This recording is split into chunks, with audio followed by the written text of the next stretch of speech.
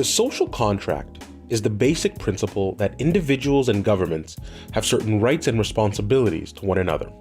In a nutshell, people pay taxes, and the government gives us schools, roads, hospitals, and the fire department. That sounds like a fair deal, but when was the last time we updated the contract? When was the last time we asked fundamental questions about how our society is run and what changes we should make? Who goes to jail and why?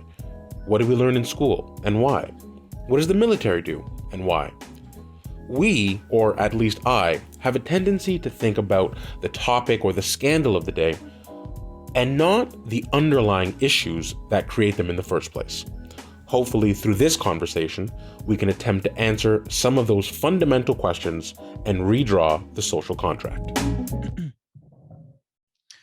Wonderful. Thank you, everyone, for coming back to this episode. On this episode, Charles and I are going to be diving into a question on militarism. I'm sure all of us have. I grew up in the 80s, at least, with the Rambo movies. I grew up glorifying the military, and in many ways, so many of us with today as well, with video games, and it can go on and on. The military is a huge part of our own society, and so part of this series of conversations is trying to reimagine about the military itself. Questions that we've had ourselves, we've asked ourselves, of course, many times, uh, and so we wanted to kind of dive deep into this topic specifically. Yes. Yeah, absolutely. So for myself, I'm gonna definitely echo your comments. Like as just like as a kid, and even now as an adult, the amount of, I would say, pro-military content that I consume is a lot. Uh, you know what I mean? Like I don't know if you watched 24 when it was on TV, but that Yes. was like my favorite show. I love that show. Like, and it's so ridiculous, but like sign me up. You know what I mean? Like sign me up. I must have seen Black Hawk Down 50 times, Saving Private Ryan, Band of Brothers, and for myself, and I as a Canadian, I've always had such a almost a romantic sense of pride and a patriotic sense of pride when I think about the Canadian Armed Forces, when I think about the insignia, the badges, and as someone, and if anyone has gone to high school in Canada, you'll know the way the story of Vimy Ridge is taught, the way the story of Juno Beach is taught. It is, and for me, like it's been so impactful to me as like how I view this country. Um, it's like to the Canadian military, like we're the good guys. You know what I mean? Like when you think about World War II, and this is just something I feel like the narrative was that Canada at the time was very much a young country and very much under the foreign policy influence of the United Kingdom. Mm. And World War II was really an opportunity for Canada to make sort of step out of the shadow Mm. and own mark on the world. And I, correct me if I'm wrong, but I would say D-Day and Juno Beach was exactly that, Yeah. where all world powers saw the technical prowess and the capabilities of Canada and our military, saw what we Mm. can do, and said, all right, these guys are serious players. And when you think about even beyond that, I think about Canada in using its military for the Blue Berets Mm. as being part of international peacekeeping missions.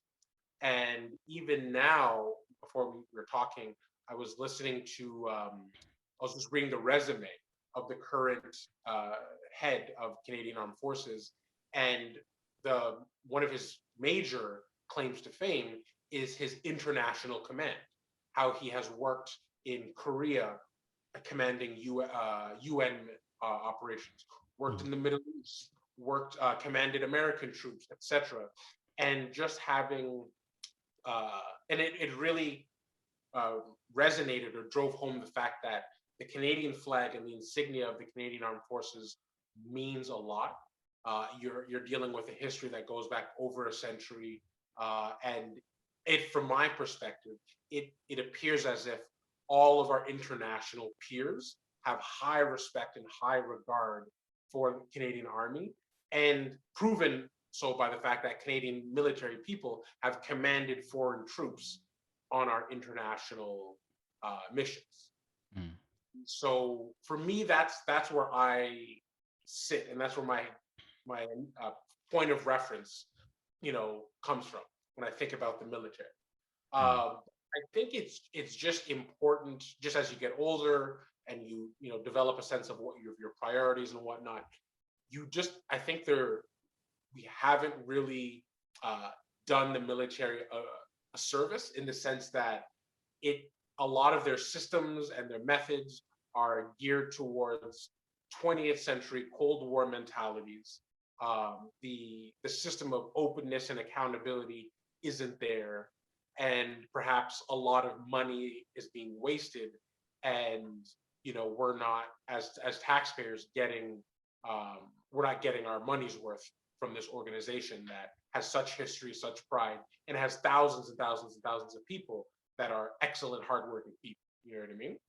And I think a perfect example of that, and I would say this is actually a very shameful moment in Canada's military history, is that the Canadian Armed Forces will forever be tied to sexual misconduct and sexual harassment because of the scandals that are going on right now. And I've been going on and on. So I just want to get your thoughts on that, and just hear what you have to say on the subject. Yeah, absolutely. I agree with you. I think, I'll sort of take the sort of like broader perspective here and just say that, militarism in general is a belief that a nation should sort of develop, maintain, and use a strong military to expand its interest. That's really sort of like the definition of militarism, right? A militaristic country usually has a large defense force on which it spends a large amount of its share of its Yes. income, Yes. and society subordinates other national interests to support a strong military, right? Mhm.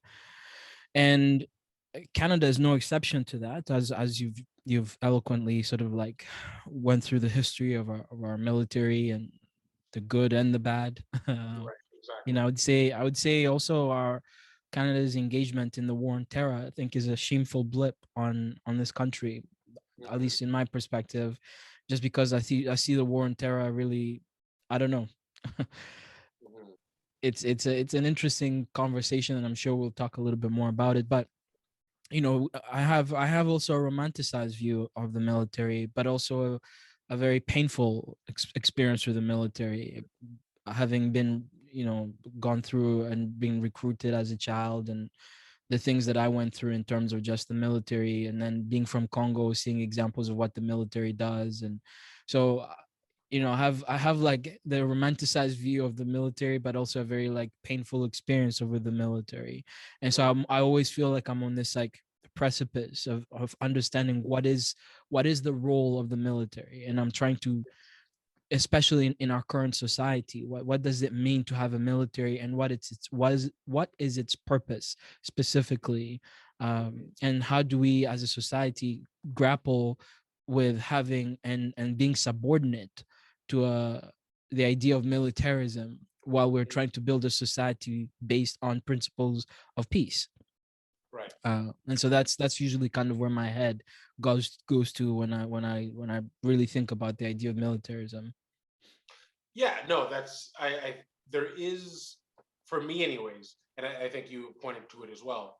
There is a conflict that exists internally for me, where, like, I have such positive opinions about the military, but then it's like I would never want to commit violence towards another human being.